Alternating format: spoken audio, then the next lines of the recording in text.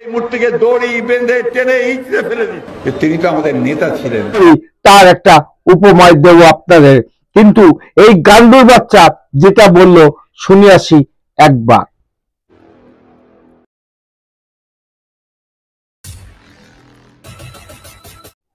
নমস্কার, কৃষ্ণপদ অধিকারী।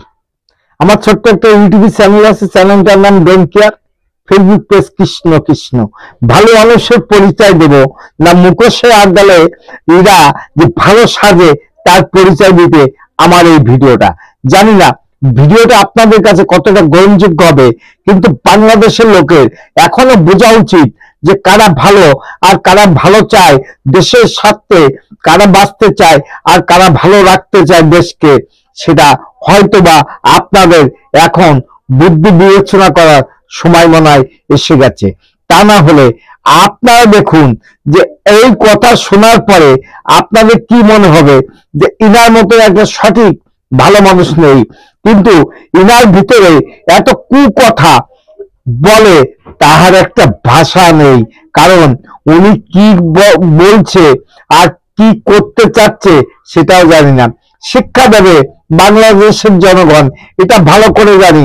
মৌলবাদীদের স্থান ওই বাংলাদেশে হবে না, এটাও ভালো করে জানি, কিন্তু সময় অপেক্ষা করতে হবে। কারণ এদের শিক্ষা দেওয়ার জন্য যে হাতিয়ার তৈরি করার দরকার অটোমেটিক তৈরি হয়ে গেছে। তার জন্য এদের শিক্ষা হবে। কারণ কাকে কিভাবে সম্মান দিতে হয়, কার ভাষা কিভাবে করতে হয় এটাও জানা এই মূর্খদের দল। তার জন্য আমার এই ভিডিও, মূর্খদের শিক্ষা দেওয়ার জন্য আমার এই ভিডিওটা। অপদার্থ কত রকম থাকে তার একটা রকম দেখিয়ে দিলাম। আর এবার আমরা যেহেতু ভারতবাসী, আমরা ভারতকে, মুজিবকে এখনো শ্রদ্ধা ভক্তি করি, তার একটা উপমা দেব আপনাদের। কিন্তু এই গান্ডুর বাচ্চা যেটা বলল শুনে আসি একবার। শেখ মুজিবুর রহমানের যে মূর্তিটা ছিল, দেখি অসংখ্য মানুষ সেই মূর্তিকে দড়ি বেঁধে টেনে ইঁচড়ে ফেলে দিচ্ছে। তিনি তো আমাদের নেতা ছিলেন, তাই না? স্বাধীনতা যুদ্ধের সময় তার বিরাট ভূমিকা ছিল। খারাপ লেগেছে যখন আমি দেখেছি বিজয় সরণির সামনে শেখ মুজিবুর রহমানের যে মূর্তিটা ছিল, দেখি অসংখ্য মানুষ সেই মূর্তিকে দড়ি বেঁধে টেনে ইঁচড়ে ফেলে দিচ্ছে। খারাপ লেগেছে কেন?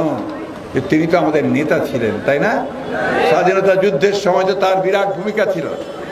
এই লোকটাকে এই হাসিনা কত ছোট করে ফেললো যে আজকে তারও মূর্তি নামিয়ে ফেলতে। তার জন্য সম্পূর্ণভাবে হাসিনা দায়ী। মোড়ে মোড়ে কথায় কথায় স্কুলে সব জায়গায় একটা করে মুন্ডু লাগায় বসে আছে, ঠিক না? আরে মূর্খর বাচ্চা, তোরে আমি কি বলবো? তোর মতো একটা গান্ডু মনে হয় পৃথিবীতে জন্ম হয়েছে কিনা জানি না। কারণ একটা প্রধানমন্ত্রীর নামে তুই নাম ধরে যেভাবে আক্রমণ করছিস সেটা কোন সমাজ মাধ্যমে ভালো চোখে দেখবে না। তোর পাশে যারা ঠিক ঠিক বলছে তারা তোর চেয়ে বেশি গান্ডু। কারণ তোরা জানিস না যে মুজিবার কি জিনিস ছিল, আর মুজিবার যদি না থাকতো তাহলে তোদের মতন রাজাকারের এখনো পর্যন্ত জীবন বেঁচে থাকতো না। যার জন্য জীবনটা ভিক্ষা পেয়েছিস, রাজাকারের বংশধর, তোদের জন্য বাংলাদেশ আমাদের বিতাড়িত হতে হয়েছে, আমাদের সনাতনীদের পরে অত্যাচার হতে হয়েছে, সেটাও কিন্তু ভুলে গেছিস। দেখ, তোরা যাকে নিন্দা করছিস ভারতবর্ষ তাকে কি সুযত্নে রাখেছে এবং রাখতে চলেছে এবং রাখবো। দেখে নে ভিডিওটা।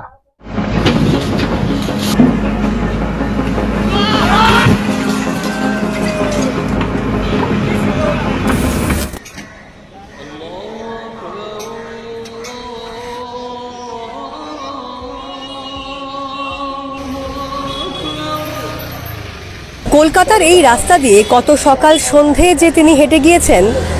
ভারত তখনও পরাধীন, আরও 3 দশক পর স্বাধীন হবে বাংলাদেশ। মুজিবুর তখন দামাল তরুণ।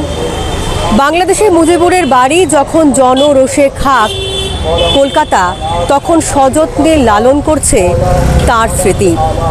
ঘিঞ্জি মধ্য কলকাতার এই গলিতে আজও বেঁচে রয়েছে এক টুকরো মুজিবুর।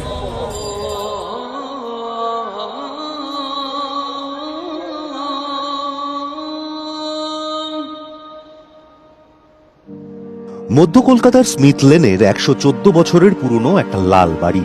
এই বাড়ির 3 তলার উত্তর পশ্চিম কোণের 2টি ঘরেই 5-5টা বছর কাটিয়ে গিয়েছেন বাংলাদেশের মুক্তিযুদ্ধের সেনাপতি। ফাঁকা ঘরে ছড়িয়ে ছিটিয়ে ইতিহাস।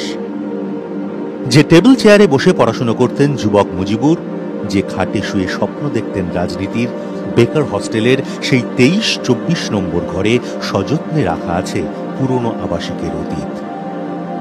মুজিবের সঙ্গে কলকাতার নিবিড় যোগ। স্কুলে পড়ার সময় একাধিকবার কলকাতা ঘুরে গিয়েছেন। স্বামীর চাকরি সূত্রে মুজিবের বোন কলকাতায় এসে উঠেছিলেন। চশমা ছাড়া মুজিবের ছবি বিরল। সেই চশমা চোখে উঠেছিল এই কলকাতাতেই। 1939 সালে মুজিবের গ্লুকোমা অপারেশন করেছিল কলকাতারই মেডিকেল কলেজ। 1941 সালে ম্যাট্রিক পাশ করেন মুজিব।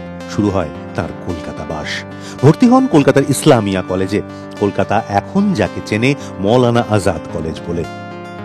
1942 থেকে 47 যুবক মুজিবের দামালপনার সাক্ষী থেকেছে 3 তলার 24 নম্বর ঘর। ভবিষ্যতের বঙ্গবন্ধুর রাজনীতিতে প্রবেশে অনুঘটকের কাজ করেছিল এই কলকাতায়। 1939 সালে কলকাতায় বেড়াতে এসে মুসলিম লীগের নেতা শহীদ সোহরাবর্দীর সঙ্গে সাক্ষাৎ করেছিলেন স্কুল পড়ুয়া মুজিব। গোপালগঞ্জে ফিরে গিয়ে সেখানে লীগের ছাত্র সংগঠন গড়ে তুলেছিলেন। সেই অবশ্য মুজিবের কলকাতা বাসের বহু আগের কথা। 3 বছর বাদে যখন ইসলামিয়া কলেজে পড়তে এলেন, তখন তিনি পুরোদস্তুর ছাত্র সংগঠক। লীগের ডাকে ঝাঁপিয়ে পড়েছিলেন পাকিস্তান আন্দোলনের সমর্থনে। কলকাতা বাসের সেই দিনগুলির স্মৃতি লিপিবদ্ধ রয়েছে তার অসমাপ্ত আত্মজীবনীতে। মুজিব লিখছেন, এই সময় ইসলামিয়া কলেজে আমি খুবই জনপ্রিয়তা অর্জন করেছি। অফিসিয়াল ছাত্রলীগের বিরুদ্ধে প্রার্থী দাঁড় করিয়ে তাদের পরাজিত করালাম। ইসলামিয়া কলেজই ছিল বাংলাদেশের ছাত্র আন্দোলনের প্রাণ কেন্দ্র। মূর্খরা তাহলে বুঝে নিয়েছিস আমরা ভারতবর্ষ থেকেও মুজিবারকে কতটা সম্মান করি এবং কতটা ভক্তি করি, সেটা এই ভিডিওর মধ্যে পেয়ে গেলি। তোদের মতন একটা অপদার্থ যারা ইতিহাসকে ভুলিয়ে দিতে চাস, ইতিহাসকে যারা স্বীকার করতে চাস না, তোদের মতন মৌলবাদী একটা অপদার্থ পৃথিবীতে দ্বিতীয় জন্ম গ্রহণ যাতে না করে সেই কামনা বাসনা রেখে যাচ্ছি আমি। আমার চ্যানেল নাম ডেনকেয়ার, ফেসবুক পেজ কৃষ্ণ কৃষ্ণ। যদি ভিডিওটা ভালো লাগে লাইক, শেয়ার, কমেন্ট করবেন এবং সকল সনাতনীদের এবং সকল আমলিক সমর্থনদের এই ভিডিও দেখার জন্য অনুরোধ করলাম। নমস্কার। Madam, when sorry.